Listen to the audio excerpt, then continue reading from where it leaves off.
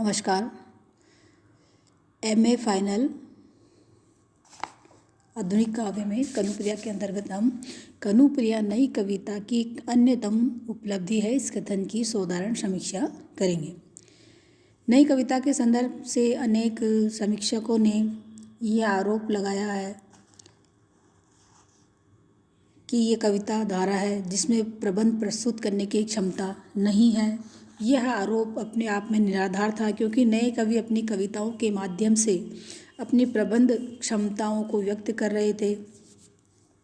नरेश मेहता अज्ञे धर्मवीर भारती से अपनी प्रबंध क्षमताओं को व्यक्त कर रहे थे। नरेश मेहता ये जो कवि हैं, इन्होंने ऐसी कुछ विशिष्ट लंबी कविताएं लिखी जिनमें प्रबंधात्मकता का गुण विद्यमान था। बाद में आने वाले जो कवि हैं, उन्होंने भी प्रबंधों का नया सृजन किया।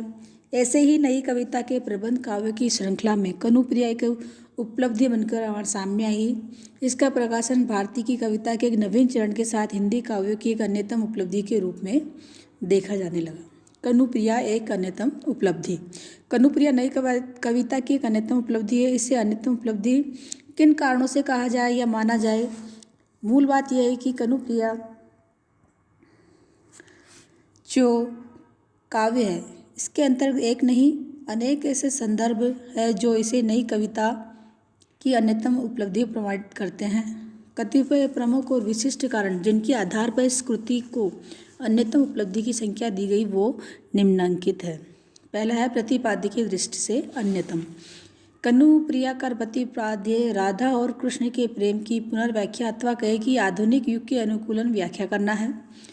भारती के समक्ष एक उद्देश्य यह रहा है कि राधा और कृष्ण के प्रेम को मध्यकालीन कवियों ने जिस रूप में देखा है उससे अलग हटकर युगीन परिप्रेक्ष्य में उसका मूल्यांकन किया जाना चाहिए। ऐसा न केवल इसलिए आवश्यक कि हम जिस युग में रह रहे हैं वह भावनाओं की अपेक्षा प्रश्नशीलता और बौद्धिकता का युग अधिक है, इसलिए भी कि आधुनिक युग में नारी के संदर्भ में अनेक प्रश्न उठ खड़े हुए हैं। ये वे प्रश्न हैं जो प्राचीन काल से मानस में अर्थात जनमानस में रहे। वास्तविकता यह है कि राधा और कृष्ण के प्रेम को अनेक कवियों ने अपने काव्य का उपजीव्य बनाया है।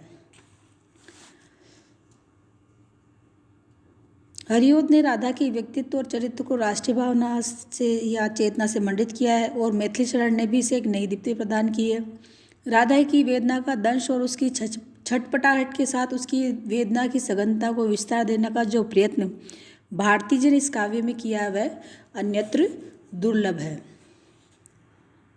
राधा और कृष्ण के प्रेम का मनोकृत रूप इसमें स्पष्ट किया गया। राधा मानवी है, दुर्बलताओं से युक्त महान चरित्र, और कृष्ण है मानव जिसके चरित्र में सबलता तो है पर दुर्बलता भी देखने को मिलती है। राधा की आंतरिक सबलता ने कृष्ण के दुर्बल मन को एक आधार देने का प्रयत्न किया है जो आगे चलकर समापन खंड में व्यक्त हुआ है।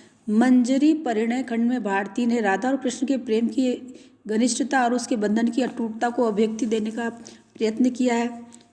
इसी खंड में चरम साक्षात्कार के प्रसंगों की अवतारणा भी की गई है। सृष्टि संकल्प एक ऐसा खंड है जिसमें राधा और कृष्ण के दार्शनिक संबंध को उद्घाटित किया गया है। कनुप्रिया का इतिहास खंड अत्यंत मार्मिक है।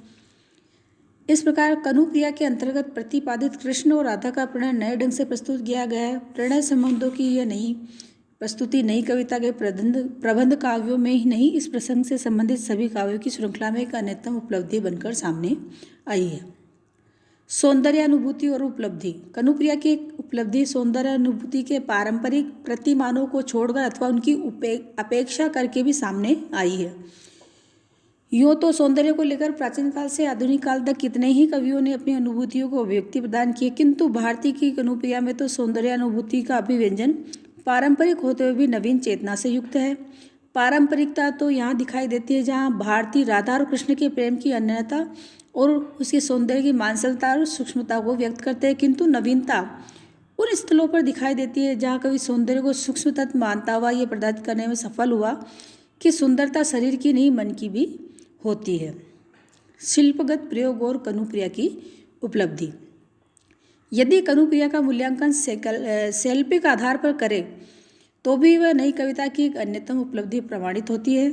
हमारे कहने का अभिप्राय यही है कि कनुप्रिया में जहाँ शैल्पिक प्रयोगों में पारंपरिकता का विधान हुआ है, वहीं नवीनता का विधान भी पर्याप्त मात्रा में हुआ है। एक और तो परंपरागत उपमान है, पारंपरिक प्रतीक है, और दूसरी ओर उन्हीं पारंपरिक उपमानों और प्रतीकों के पार्श्व में खड़े हुए नए उपमान और नए प्रतीक भी देखने को मिलते हैं। राधा जब कृष्ण के दुर्बल पक्ष को उद्घाटित करती है तब बड़ी आस्था के साथ अपनी मनोगत भावना को व्यक्त करती है।